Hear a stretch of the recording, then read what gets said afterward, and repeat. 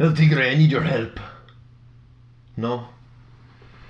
It's time to get ready for the fight. Okay. What we're going to be looking at here is a kind of strange idea. It's simultaneous motion.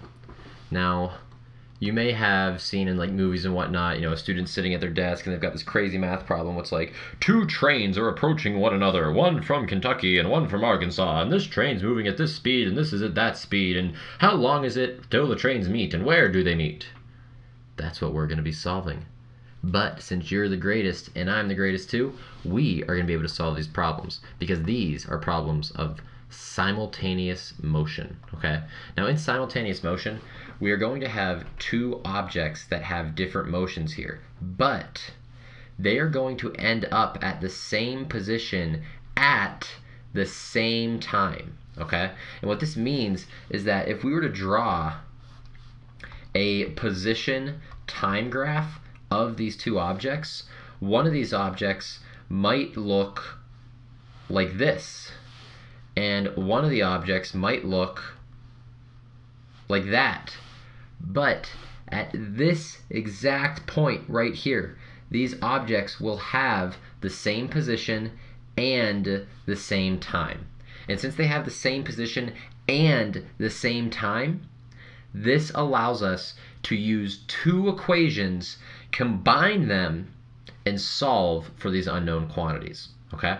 So this is how we're going to do this.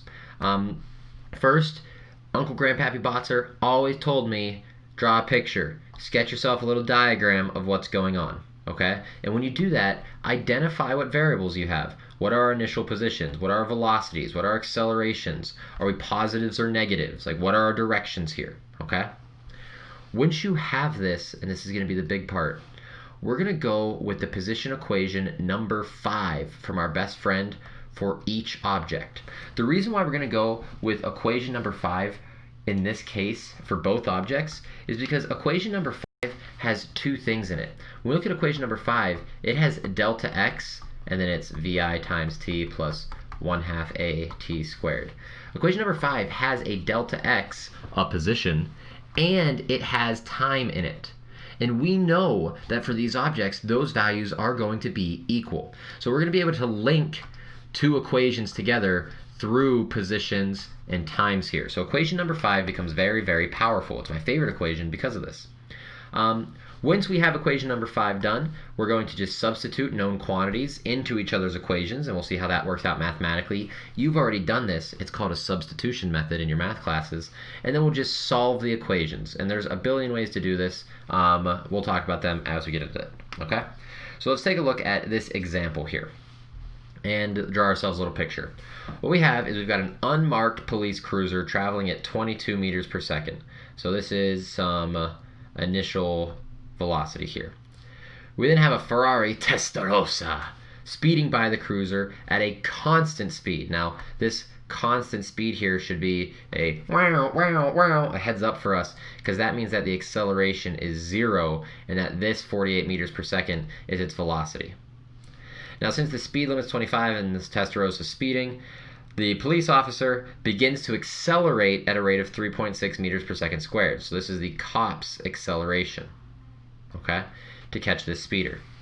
And we're asked, how long does it take? So we're looking for a time for the cop to catch the Ferrari, and then how far does this go, or did the cars travel in this time here, okay? So let's see what we've got. The cop's blue, the Ferrari's red, so what we have here is some cop, and the initial velocity, as we pointed out, was 22 meters per second, and the Ferrari, poorly drawn by yours truly. I forgot to put wheels on the cop car. That's okay. It's a hover car now. The Ferrari is going by at a constant velocity, so v equals 48 meters per second.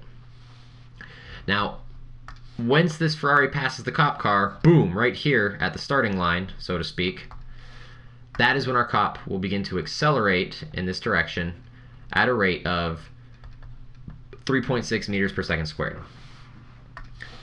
While the Ferrari will be ahead at first because it's going faster than the cop car, this cop's going to accelerate and it's soon going to overtake the Ferrari. It's going to accelerate, its velocity is going to go up, it's going to hit some final velocity, whatever that may be, it's going to catch this Ferrari, okay, and it's going to continue to speed up. So here, when the cop car catches the Ferrari, both the cop car and the Ferrari are going to have traveled the same delta x. Both are going to have traveled this delta x here.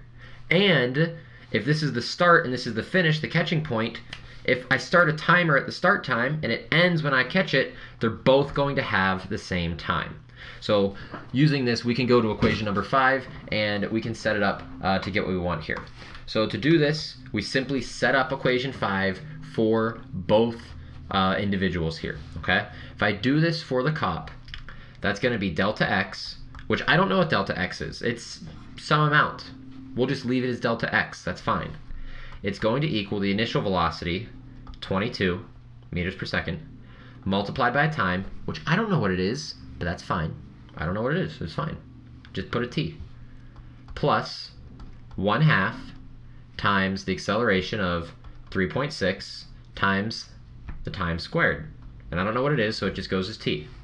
Okay? So that's the cop's number 5 equation. I'll do the same thing for the speeder. Delta x, I don't know what it is, equals, well, this is the velocity of the speeder. It's the velocity whenever they start this race. It's also velocity when they end this race, but that doesn't pop up in equation 5. So we're just going to have 48 meters per second times t plus, and then this is where things get nice, because this person's moving at a constant velocity, their acceleration we said was 0, and since anything multiplied by 0 is 0, this is all going to go away. Okay, so that's a nice thing that just popped up there. So we would have a plus 1/2 at squared, but it's 0. It goes away nicely. So this is all we have. And if we look at this, we have two unknowns in the COP equation. We have delta x, which we don't know, and we also do not know the value of t. Yes, the value of t pops up twice, but it's only one unknown. In the other equation, we also don't know delta x, and we also don't know t.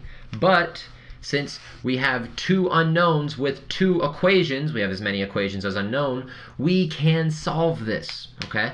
What I like to do is think back to your math classes. You've solved problems before that were like y equals 3x and then 2x minus y equals 7. Well, how would you solve this for x and y? Well, you know if y equals 3x, you could plug the 3x down here. You could solve this for x, it's going to equal some number, and then you could plug that number back up top. This is the substitution method. And because you're the greatest and you already knew that, well, that's all we're going to do here. And instead of having x's and y's, we've got delta x's and t's. So let's go ahead and do this. I can take this delta x, which is 48t, and I can plug it back into the other equation. So I can combo these equations together, and I could write this as 48t equals 22t plus 1/2 of 3.6 t squared. That's just the substitution method. You know how to do that. You've done these type of problems before. I've asked you about these types of problems before in class and you're able to do them. That's all we're doing once again.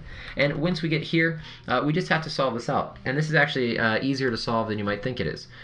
In this case here, I noticed that the 48t and the 22t, these are like terms, so I can bin them together. I'm going to subtract 48t from each side. And 22 minus 48, oh man, it's too early to do that math. 22 minus 48, that's going to be negative 26. So I'm going to have 0 equals negative 26t plus, and let's put the 1/2 and the 3.6 together. That should give me 1.8 t squared. Now, if I take a look at this equation here that I have, maybe if you're thinking about, oh, this looks like something I could factor from a math class, you're absolutely right. I can pull a t out of this equation. So I'm going to rewrite it starting with the 1.8 t squared. And so it's going to be 1.8 t squared minus 26t equals 0. And to solve this for values of t, I can pull one of these t's out. This t squared and this t, those are like terms. I can pull one out. So pulling one out, I have t, and then I've got 1.8t minus 26. Okay, I factored out a t, that's what I have.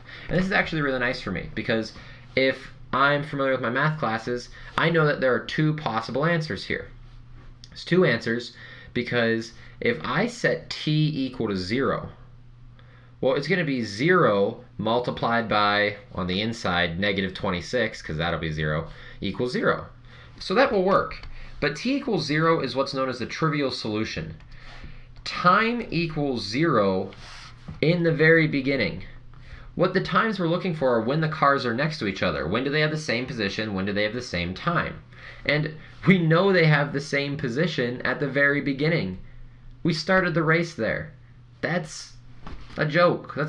I don't even need to do math to find that answer. I know that the Testarossa just passed the cop car and we started the timer. What I want to know is, what is this time much later on? How long was this chase going? So to find that non-trivial solution, we look to the inside here.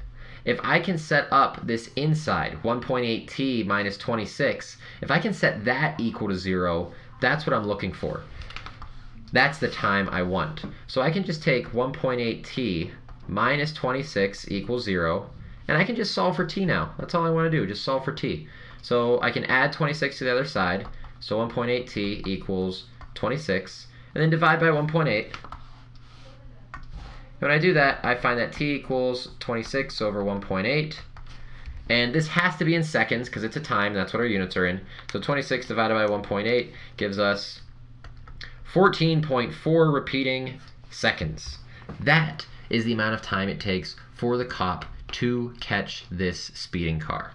Okay, so this is more math than we've traditionally done on these types of problems. But really, the physics setup was very straightforward. The physics setup was just, hey, I drew a picture and then I put equation number 5 down twice.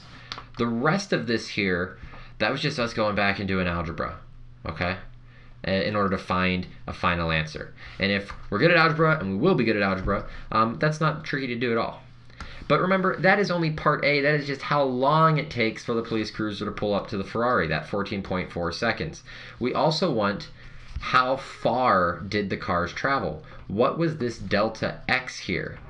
Oh, Mr. Bonzer, I don't want to do more physics. Yes, you do. And this is actually a really straightforward thing. You already have a setup for this. You know, based on these equations, how far the object's going. You already have a delta x equation. All you needed was the time, and you know that time now. It's 14.4 repeating seconds. You just plug that in for t, and you're done. So all we had to do in order to find that actual delta x here is we could just say that delta x equals the 48 multiplied by the 14.4, and let's do that. 48 times 14.4 repeating, we get a value of 693-ish meters. Okay. Now you might also be wondering, Mr. Botzer, could I have put that not in this red equation? Could I have put it in the blue equation? Sure, you absolutely could have. You could have done that. I think that upper equation with the 22t plus 1/2 of 3.6t squared, that's a little bit more work for me, right? Because I'd have to put in the 14.4 here. I'd also have to put in it here, and then I'd have to remember to square that sucker, right? That seems a little bit more math work. I'm trying to minimize the amount of math I do, so both equations will give us the same answer. That's what they're implying. That's what we're saying with simultaneous motion. And this is how we can do it, okay? So this isn't too crazy. You know how to do the math for this. It's really the setup and the physics. Draw yourself a picture. Use equation number 5 twice, one for each object, and then put the objects together with those delta x's to figure out what's going on there, okay? Now there is only one tiny thing that you might have to think about when doing a problem like this. Sometimes our objects don't start at the same position. I think one of our practice problems has a setup like this actually. There's like a road light here, and one car starts here, and then a bicycle, I don't know how to draw a bicycle. That's a bicycle. I don't know. A bicycle starts behind it, and then the bicycle catches up later.